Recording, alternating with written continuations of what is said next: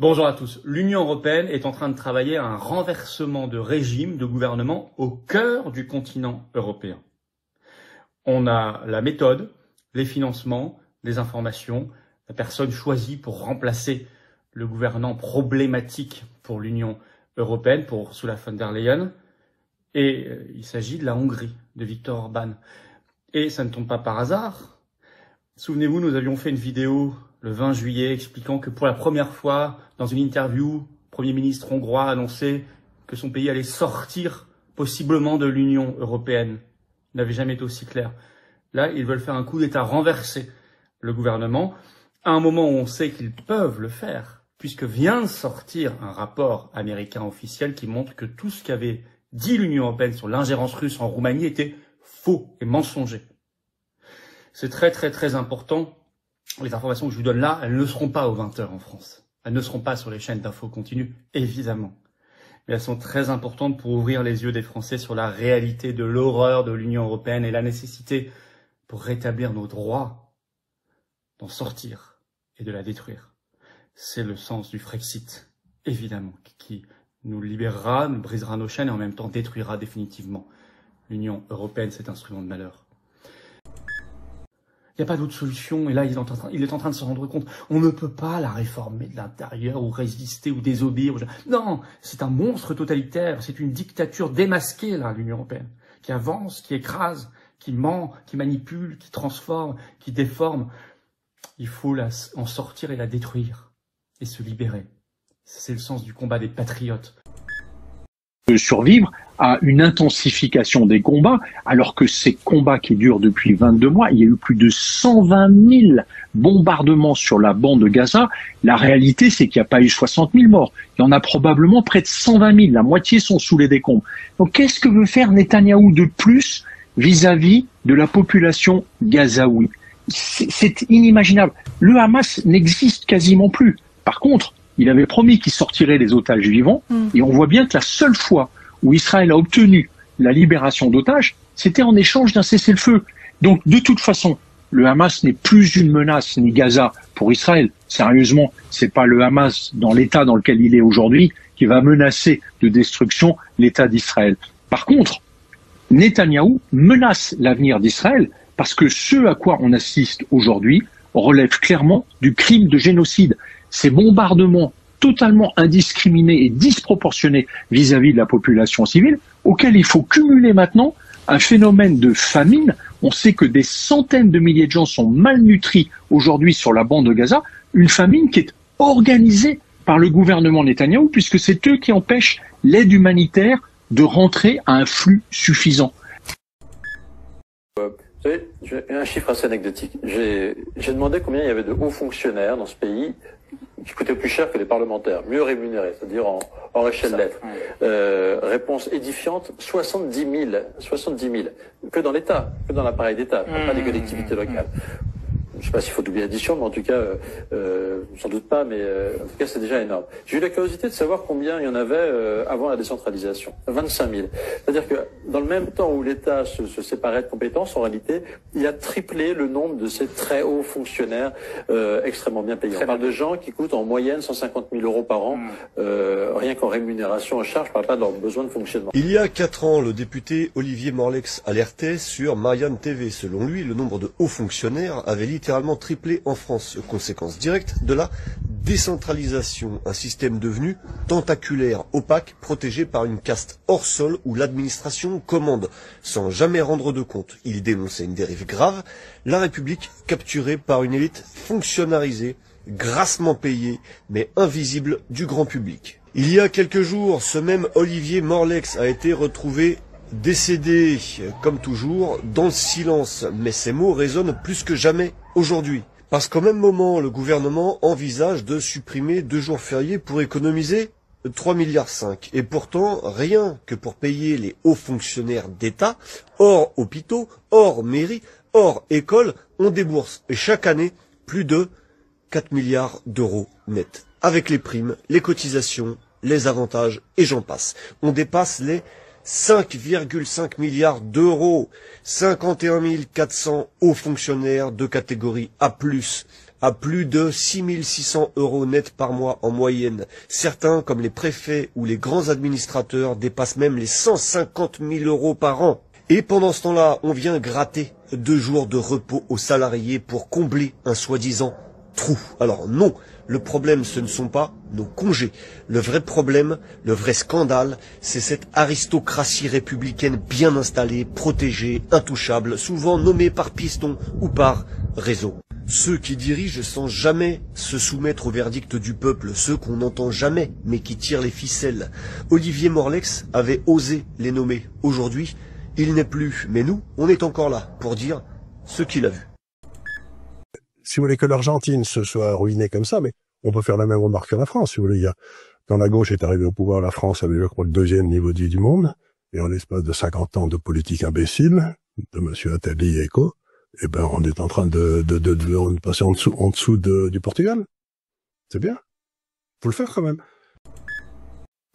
Les amis, les informations sur le Russia Gate sortent l'une après l'autre. On apprend d'après John Solomon que Sally Yalt, qui était adjointe du procureur sous Obama, a demandé à tous les agents du FBI de fermer les enquêtes sur la fondation Clinton. Ils ont ordonné de stopper toute recherche concernant la fondation Clinton qui, d'après énormément d'informations, ont des ramifications qui dépassent l'entendement. Et en même temps, on a l'amiral Roger qui était sous la NSA, qui explique qu'il avait bien averti Donald Trump le 17 novembre 2016 que l'administration Obama était en train d'espionner sa campagne. Et cet amiral a fait son devoir. Il a servi son pays contre toute ingérence extérieure et intérieure. Il reste des personnes intègres, fiables malgré tout le narratif. La justice semble approcher. Jour après jour, les déclassifications apparaissent et on voit vraiment l'étendue de l'implication de cette administration Obama avec Clinton, etc. Cet état profond qui était prêt à tout. C'est clairement quelque chose qui dépasse l'entendement. Avec tous ces documents qui sortent, c'est en train de faire la diff. Et il se reconnaîtra.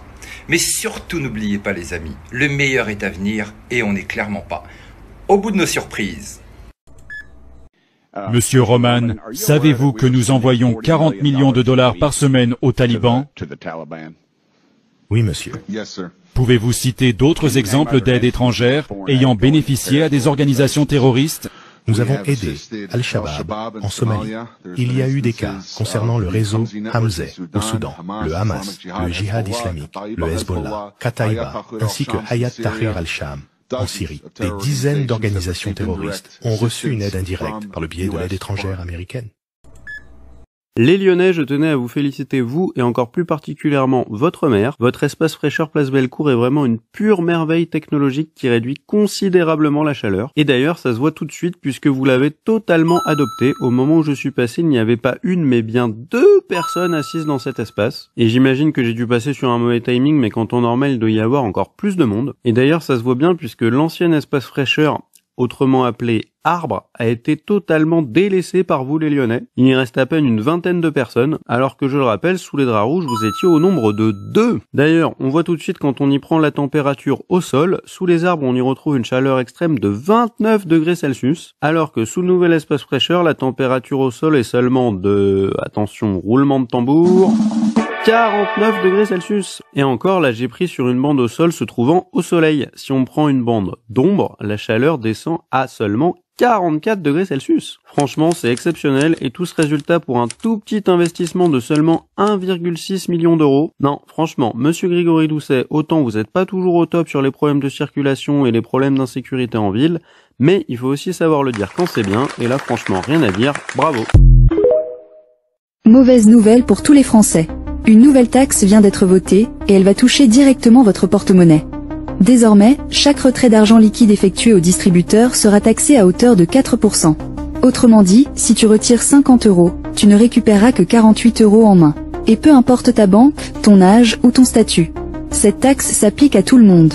Le gouvernement justifie cette mesure par le besoin de moderniser le système bancaire et d'encourager les paiements dématérialisés. Mais en réalité, beaucoup voient ça comme une stratégie déguisée pour récupérer de l'argent, encore une fois, sur les citoyens les plus fragiles. Dans un contexte déjà tendu, avec l'inflation, les prix qui explosent et les fins de mois difficiles, on vient maintenant axer l'accès à notre propre argent. Et ce n'est pas une blague. Aucune annonce grand public, aucune consultation, la loi a été adoptée en toute discrétion. Tu trouves ça normal, toi ? En 2024, une Allemande a été condamnée à de la prison ferme pour avoir traité un violeur de porc. Lui n'a pas pris de la prison ferme. Elle a été condamnée plus lourdement que lui.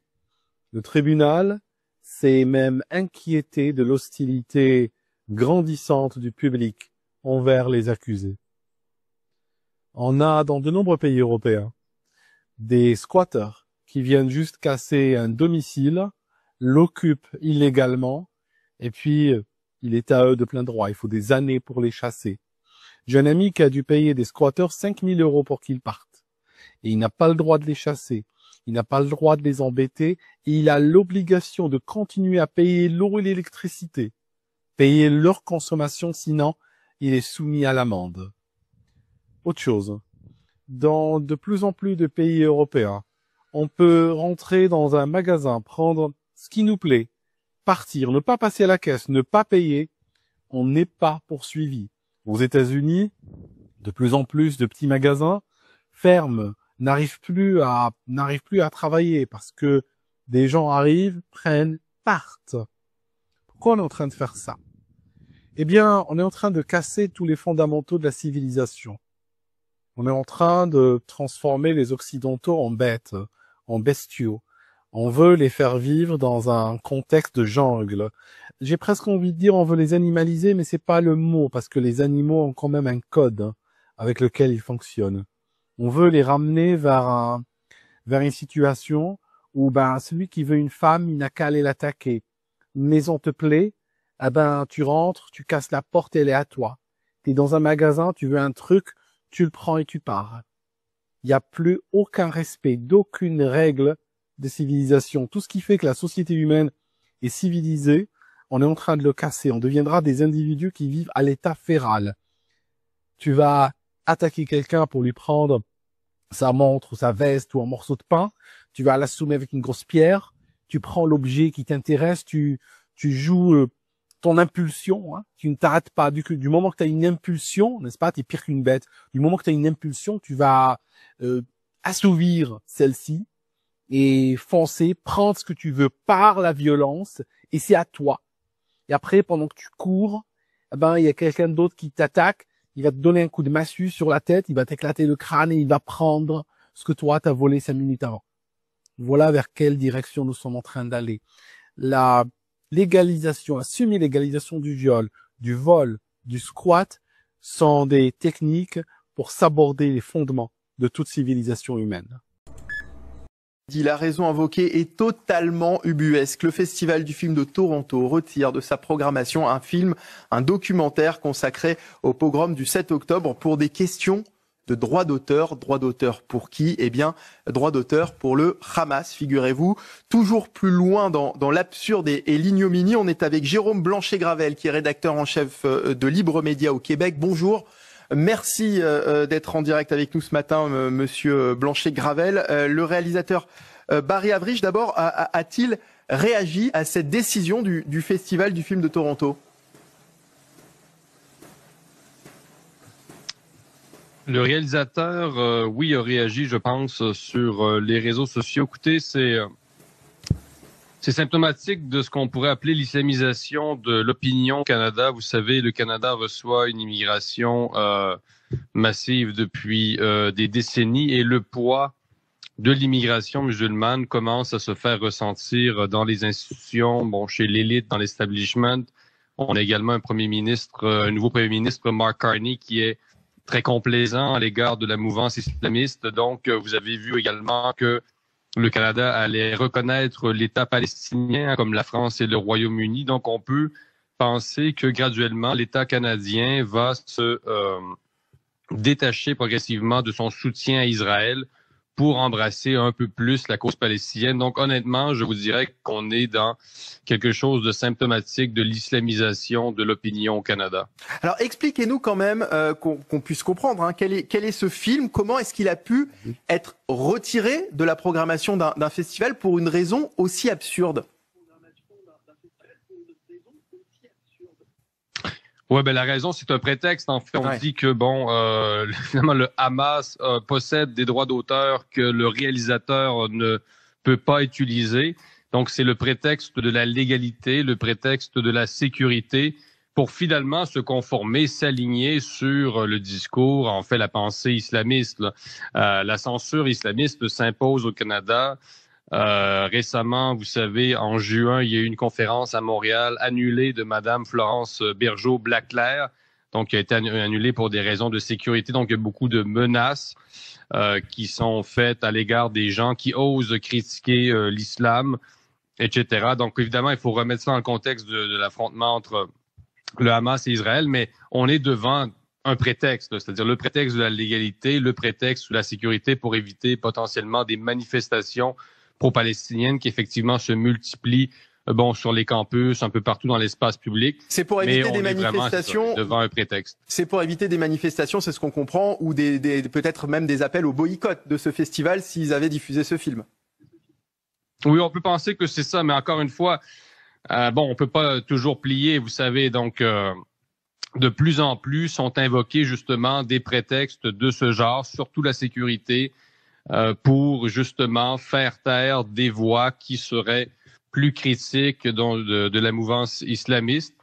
Non, il faut vraiment replacer ça, je pense, dans un contexte plus large, celui malheureusement de l'islamisation du Canada. Récemment, le premier ministre canadien a déclaré, imaginez-vous, que les valeurs musulmanes étaient les valeurs canadiennes. Il y a également un rapport important d'un think tank américain qui démontre que l'État fédéral canadien finance de nombreuses organisations liées à des groupes islamistes. Donc, l'État canadien se retrouverait malgré lui à financer des groupes islamistes. Donc, on peut penser que c'est anecdotique, mais ce n'est pas anecdotique, c'est symptomatique du poids de la communauté musulmane sur l'opinion et les institutions canadiennes en général. Bon, ce qui est sûr, en tous les cas, c'est que cette décision vise totalement à oublier les victimes et les otages capturés ce jour-là, qui sont toujours retenus à Gaza. Nous allons donc nous concentrer sur ce qui va suivre dans quelques secondes. On va savoir si les Français ont choisi de dire oui ou non à cette Constitution européenne. Il est 21h59 et 55 secondes. Voici maintenant notre estimation Ipsos des résultats de ce référendum. Les Français rejettent la Constitution européenne. Le non l'emporte largement, 55% contre 45% pour le oui. Un écart donc très important, le chiffre peut être affiné, mais le résultat est bien là. La victoire du non est incontestable. La crise de la Covid a ruiné la France, plus l'aide de l'Ukraine encore plus ruiné et désarmé la France comme les autres pays de l'UE. Donc urgent que cette guerre cesse pour nous. Un pays ruiné et désarmé est mieux de se calmer. Ben, je suis d'accord avec ça, voilà. Est-ce que normalement la guerre c'est réservé pour les riches, les amis? Quand vous faites la guerre, c'est que vous avez les moyens de faire la guerre. Mais la France n'a pas les moyens de faire la guerre. Est-ce que au mieux de donner tout cet argent à l'Ukraine, ça serait peut-être pas mieux de réinvestir cet argent, je sais pas, dans les entreprises, dans le système économique français, dans la dette, je sais pas. Il y a quand même énormément de choses à faire. On peut chercher combien la France a donné à l'Ukraine depuis le début.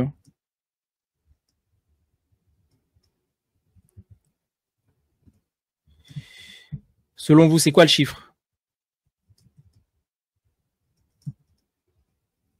C'est quoi le montant?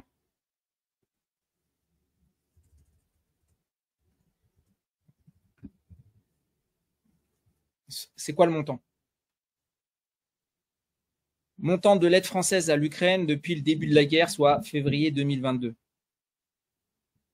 La France a fourni à l'Ukraine plus de 5 milliards d'euros d'aide bilatérale, incluant jusqu'à 3 milliards d'euros d'aide militaire directe, selon l'accord bilatéral signé en février 2024.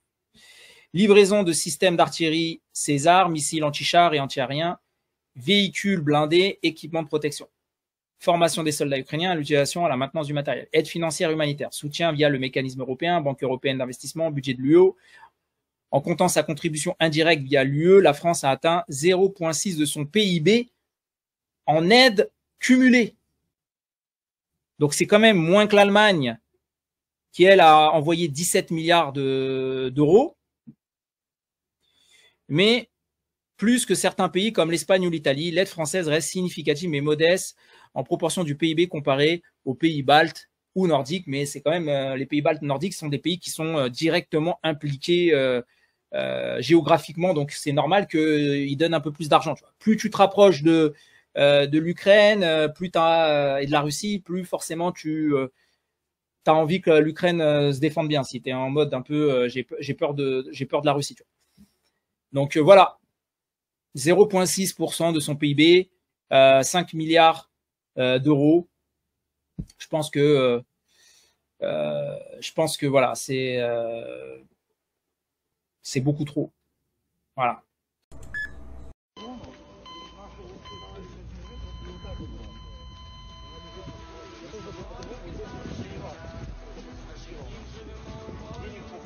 Дивіться, какашку треба застигати.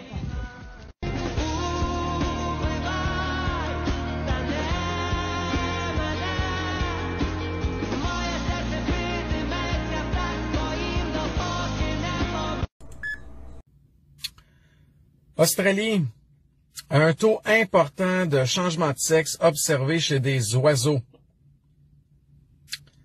Quand le wokisme de la gauche réussit à convaincre un vautour de devenir une mouette. Moi, je n'ai jamais pris nos compatriotes pour des imbéciles. Excusez-moi. Voilà. Maintenant, nous allons passer à un autre. Beaucoup de fonctionnaires ont fait leur travail et ils l'ont bien fait. Bonjour, j'ai un message à ceux qui commandent les armées de la République. Je suis un ancien militaire, un citoyen français lambda, particulièrement révolté. Pas un révolutionnaire, pas un agitateur, juste un citoyen qui en a trop vu, trop compris et qui refuse de se taire. J'ai donné 22 années au service de ce pays, arborant avec fierté ce beau drapeau français sur l'épaule, avec honneur, sur différents théâtres d'opération, au service de la nation, du peuple et de la paix, comme bien d'autres de mes camarades. Je connais la discipline, je connais le devoir, et je connais aussi le silence. Mais aujourd'hui, mon cœur saigne de voir mon pays se déliter dans un silence absolu, et l'heure est grave. À quelques jours du traditionnel hommage aux armées à l'occasion de notre fête nationale, en tant que simple citoyen, je m'adresse à vous, mes frères d'armes, officiers généraux, chefs d'état-major, responsables militaires, vous qui commandez les armées de la République, à ceux qui ont encore entre leurs mains l'honneur de la France, à ceux dont le silence aujourd'hui engage bien plus que leur carrière. Qu'attendez-vous pour honorer pleinement le serment que vous avez prêté, pas à un homme, pas à un gouvernement, mais à la France, car ce qui se passe n'est plus un simple désaccord politique, c'est une infamie, une trahison, une déchéance accélérée de tout ce qui faisait la grandeur de notre nation.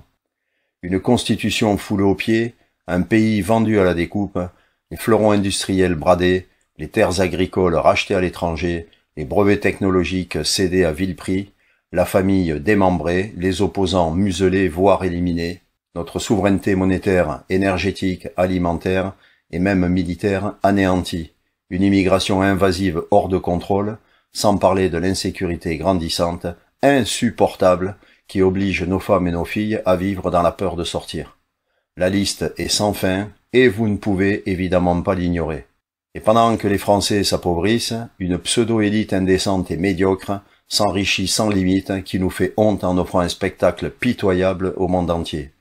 Entre inflation artificielle, matraquage fiscal et disparition des services publics, le peuple est sacrifié méthodiquement, cyniquement et avec mépris. Nos entreprises s'effondrent, nos jeunes partent, nos anciens survivent et nos familles trinquent. Et pendant ce temps, une technocratie européenne non élue dicte nos lois, nous a dépouillés de notre souveraineté et procède méthodiquement à la suppression de nos libertés individuelles et collectives. Tout ceci au mépris du bon sens, de l'identité, de l'humain et de la réalité dont ils n'ont que faire, mais pire, avec la complicité de ceux qui ont été élus pour défendre l'intérêt général avant les intérêts partisans et qui trahissent le socle éthique de leur mandat. Intégrité, transparence, courage civique, loyauté à la Constitution et indépendance. Et vous voyez tout cela, vous le savez, mais vous vous taisez. Et ce silence devient chaque jour plus insupportable. Je ne comprends plus votre silence, Un silence assourdissant dans un vacarme de mensonges, de trahisons et de douleurs. La machine technocratique sans visage ni légitimité démocratique épuise les peuples et les maltraite. Ce peuple est désabusé et dans sa grande majorité démoralisé, sans perspective d'avenir. Et vous, les officiers généraux, les chefs de cette glorieuse armée en son temps qui n'est devenue que l'ombre d'elle-même, vous regardez, impassibles. Alors, je connais le sempiternel devoir de réserve derrière lequel vous vous retranchez, et l'allégeance au chef suprême qui fait de vous le bras armé du politique. Je ne vous accuse pas besoin d'ailleurs, de nombreuses voix s'élèvent et le font déjà à ma place. En revanche, je m'adresse à vous avec le langage que seuls les soldats comprennent, l'honneur, la fidélité et le sacrifice. Vous n'êtes pas les gardiens d'un régime, vous êtes les derniers remparts de la nation, et ce rempart aujourd'hui tremble, non sous les balles, mais sous les compromissions. Mais dois-je vous rappeler que vous êtes les héritiers d'une lignée de serviteurs de la patrie, pas d'un régime, pas d'un parti, et encore moins d'un homme, fût-il président. Vous êtes les héritiers d'un idéal, celui de protéger le peuple français sur son sol contre toute menace, y compris interne. Votre serment ne vous lie pas à des hommes et a fortiori à un homme, mais à une nation tout entière. Et quand le pouvoir devient déshonneur, la discipline devient trahison. Vous avez le droit de refuser toutes ces violations de nos droits et de notre Constitution qui sont les fondements de notre nation. Mieux, vous avez le devoir de vous lever, non pour prendre le pouvoir, mais pour refuser l'infamie. Vous avez le devoir de protéger le peuple quand les institutions ne le font plus. Vous avez le devoir de dire non sans bruit, mais avec la droiture du soldat libre, et de redonner au peuple sa dignité, sa sécurité et sa souveraineté.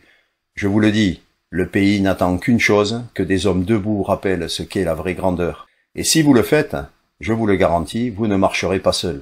Nous sommes des milliers prêts à vous suivre, dans le calme, la légitimité et la lumière. Pas pour renverser, mais pour reconstruire et remettre la République debout. L'histoire jugera, elle juge toujours, d'ailleurs elle juge déjà, elle vous regarde. Elle n'oubliera pas ceux qui ont gardé le silence alors que le pays tombait. Elle retiendra ceux qui ont tenu bon, malgré la peur, malgré les pressions, parce qu'ils ont écouté leur conscience plus que leur carrière. À 67 ans, fils d'immigrés espagnols et né sur la terre de France, mon engagement militaire est officiellement terminé. Et mon devoir de citoyen, de père et de grand-père ne l'est jamais. En tant que patriote sans drapeau politique, je vous le dis, ce pays que j'aime tant et que je ne quitterai jamais a encore besoin de soldats jeunes ou moins jeunes, pas seulement armés, mais éveillés qui n'acceptent pas et qui n'accepteront jamais de se soumettre à cette abjection. Nous avons un pays formidable, riche à foison de savoir-faire, de culture, de patrimoine et d'histoire. Ce n'est pas la première fois que nous sommes confrontés à une période sombre où tout semble perdu, mais nos aïeux ont redressé la tête à chaque fois. N'ayons pas peur, n'ayez pas peur, suivons leur exemple. Le peuple souffre, la République s'éteint, mais vous, vous êtes encore debout. Comme je vous l'ai déjà dit, vous êtes le dernier rempart et le peuple de France vous observe et vous implore. Ne le décevez pas. Je voudrais simplement terminer par la devise nationale « Liberté, égalité, fraternité » qui orne tous nos frontons reconnus comme principe constitutionnel dans la Constitution de la Ve République en 1958, l'année de ma naissance. Pour beaucoup de gens, cette devise ne veut pas dire grand-chose, et pourtant, elle signifie beaucoup. La liberté, c'est le droit de penser, de s'exprimer, de circuler et de choisir. L'égalité, c'est l'égalité devant la loi, les droits et le rejet des privilèges. La fraternité, c'est la solidarité entre citoyens, la responsabilité collective, l'unité. Mais ce que je vois aujourd'hui, c'est une liberté sans égalité, ce qui équivaut à de l'injustice. Je vois une égalité sans liberté, ce qui équivaut à l'oppression. Et je vois une liberté plus une égalité sans fraternité, ce qui est synonyme d'une société froide et conflictuelle. Vous jugerez par vous-même de la force de cette devise. Je vous laisse méditer, non un spectateur, mais un homme d'action, fidèle à leur serment. Je vous conjure de retrouver le sens des valeurs qui forgent l'arme du soldat et le feu sacré de ses missions. L'analyse vous appartient, l'action vous appelle. La France gronde, elle souffre, elle attend, elle observe. Il n'est pas trop tard, mais chaque jour de silence alourdit le jugement que rendront l'histoire et le peuple de France. Restez fidèles à votre engagement et que chacun de vos actes rappelle la noblesse de l'uniforme que vous incarnez.